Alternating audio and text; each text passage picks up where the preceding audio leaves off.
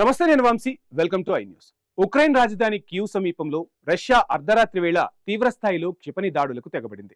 ఈ దాడుల్లో ఒక చిన్నారితో సహా కనీసం 3 పౌరులు ప్రాణాలు కోల్పోగా పలువురు తీవ్రంగా గాయపడ్డారు.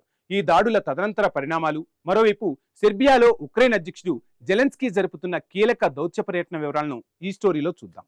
ఉక్రెయిన్ పై రష్యా తన ప్రతాపాన్ని క్షిపణి దాడులను మరింత ఉధృతం చేసింది. శనివారం తెల్లవారుజామున రాజధాని కీవ్ ను దానికి తూర్పున ఉన్న సమీప ప్రాంతాలను లక్ష్యంగా చేసుకుని రష్యా బలగాలు బాలిస్టిక్ క్షిపణులతో భయంకరమైన దాడులకు పాల్పడ్డాయి. నగర నివాసులు వికేంద్రీకృత ప్రదేశాల్లో వికేంద్రీకృతంగా వినపడే స్థాయిలో భారీ పేలుడు శబ్దాలతో ఉలిక్కిపడ్డారు. కొద్ది రోజుల క్రితమే ఉక్రెయిన్ వ్యాప్తంగా రష్యా చేసిన దాడుల్లో 21 మంది అమాయక పౌరులు ప్రాణాలు కోల్పోయిన విషాదం నుంచి కోలుకోకముందే మళ్లీ ఇప్పుడు అర్ధరాత్రి వేళ ఈ దాడులు జరగడం పౌరులను తీవ్ర భయాందోళనకు గురిచేస్తోంది.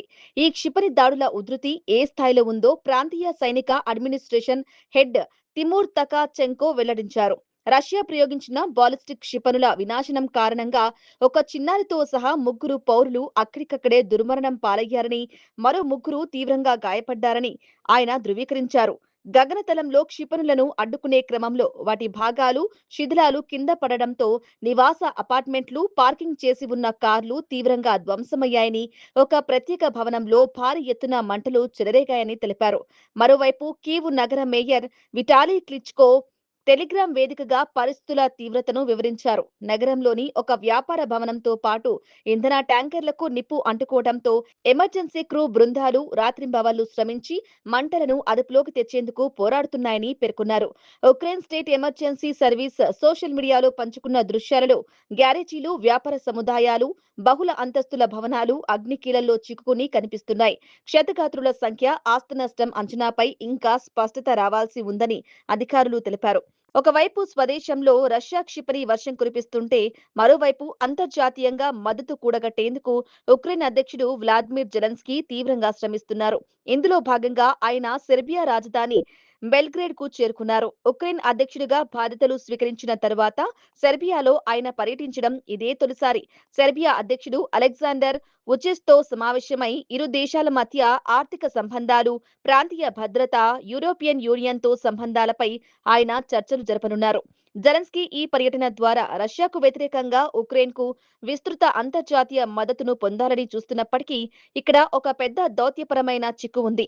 సెర్బియా ఐరోపా సమాఖ్యలో చేరడానికి తీవ్రంగా ప్రయత్నిస్తున్నప్పటికీ, అదే సమయంలో రష్యాతో తనకున్న చారిత్రాత్మక సంబంధాల దృష్ట్యా మోస్కోపై ఎలాంటి ఆంక్షలు విధించేందుకు అధ్యక్షుడు వ్యూచిచ్ స్పష్టంగా నిరాకరించారు. అయినప్పటికీ ఉక్రెయిన్కు మానవతా సహాయం అందించేందుకు యుద్ధం ముగిసిన తర్వాత పునర్నిర్మాణంలో సహాయపడతామని సెర్బియా హామీ ఇవ్వడం గమనార్హం. ఈ పరిణామాల నడుమ ఉక్రెయిన్ అధ్యక్షుడు జెలెన్స్కీ పాశ్చాత్య మిత్ర దేశాల తీరుపై తీవ్ర అసహనం వ్యక్తం చేశారు. భాగస్వామ్య దేశాల నుంచి యాంటీ బాలిస్టిక్ డిఫెన్స్ వ్యవస్థలు అందడంలో జరుగుతున్న తీవ్ర జాప్యమే ఉక్రెయిన్లో భయంకరమైన ప్రాణ నష్టానికి, మౌలిక వసతుల విధ్వంసానికి కారణమవుతోందని ఆయన మండిపడ్డారు. శత్రువు క్షిపణులను గగనతలంలోనే కూల్చివేసే సామర్థ్యం తమకు ఉంటే ఇటీవల జరిగిన దాడుల్లో ఎంతో మంది అమాయకుల ప్రాణాలను కాపాడుకునే వాళ్లమని ఆవేదన వ్యక్తం చేశారు.